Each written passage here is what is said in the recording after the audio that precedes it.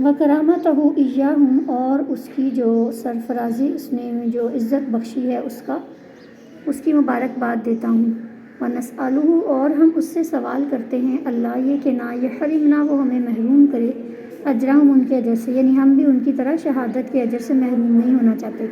ولا یفتنننا، اور نہ وہ ہمیں فتنے میں مبتلا کرے، بعدہم، ان کے بعد۔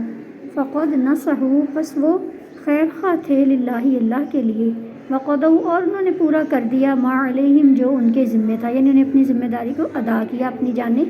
اللہ کے سپرد ہی اللہ کے راستے میں۔ وَلِرَبِّهِمْ، اور اپنے رب کے لیے، کانوا یعملون، وہ عمل کرتے تھے، وہ کام کرتے تھے، وَلِأَنفُسِهِمْ كَانُوا يَهْتَدُونَ، اور اپنی جانوں کے لیے وہ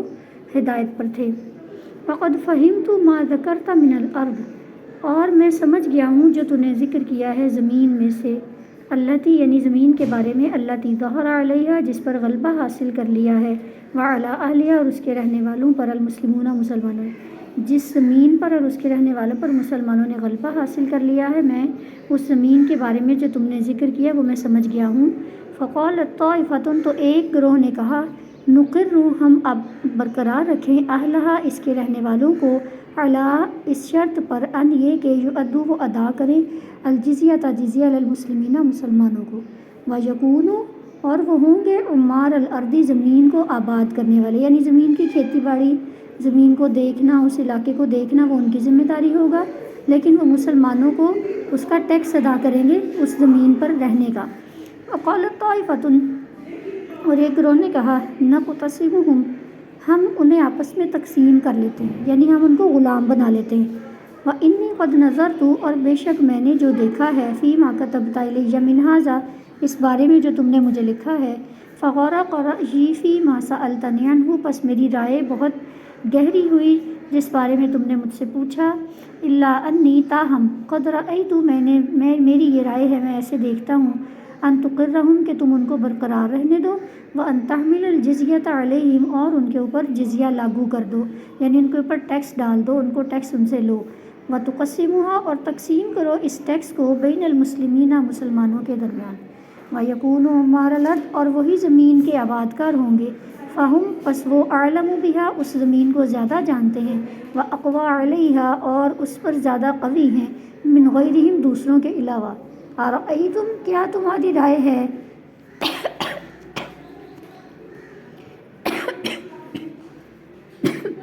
ارأیتم، کیا تمہاری رائے ہے، لو انا،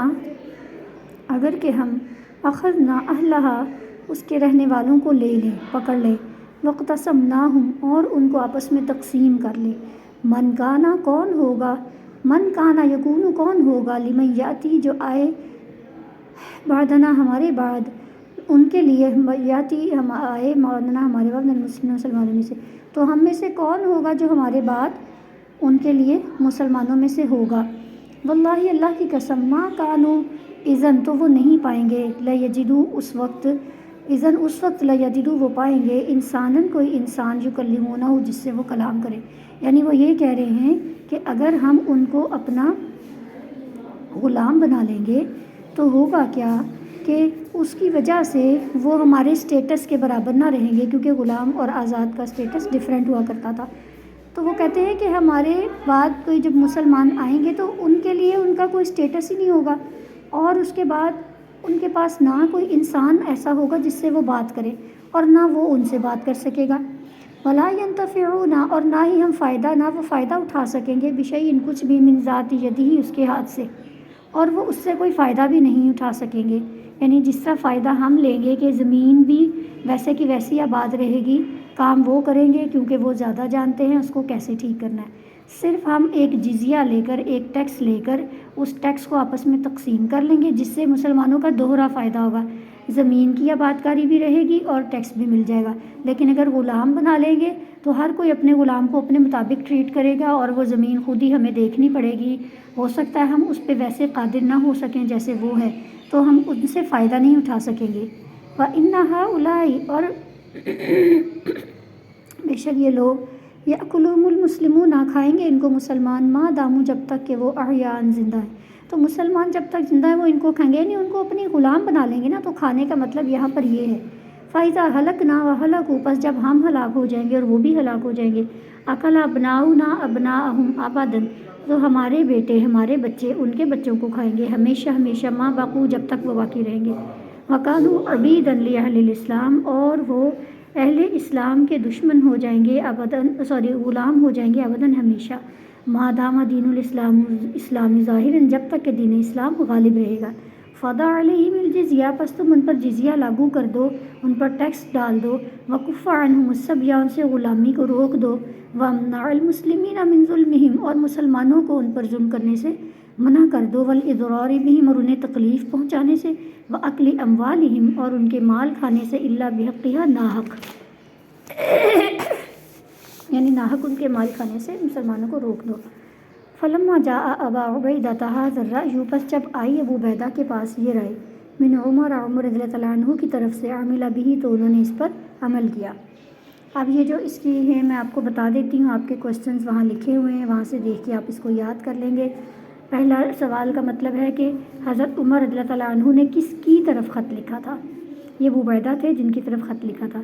اذکروا الکلمات التی بدأ بها رسالتہ، وہ کلمات بتائیں جن سے اس نے اپنے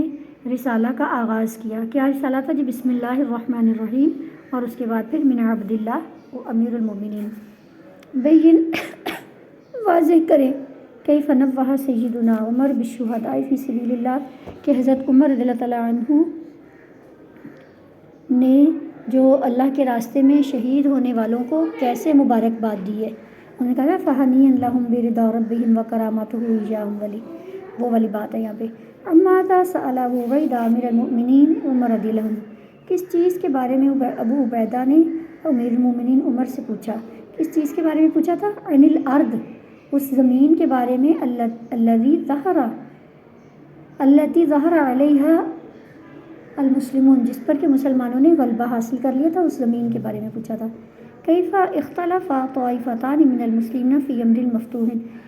کیسے اختلاف کیا دو گروہوں نے مسلمانوں میں سے مفتوحین کے بارے میں، یعنی جنہیں فتح کر لیا گیا تھا، جن کے اوپر قبضہ کر لیا گیا تھا، ان کے بارے میں کیسے اختلاف کیا؟ ماذا اقترح سیدنا عمر رضی اللہ تعالیٰ عنہ فی امر المفتوحین، کیا تجویز پیش کی حضرت عمر نے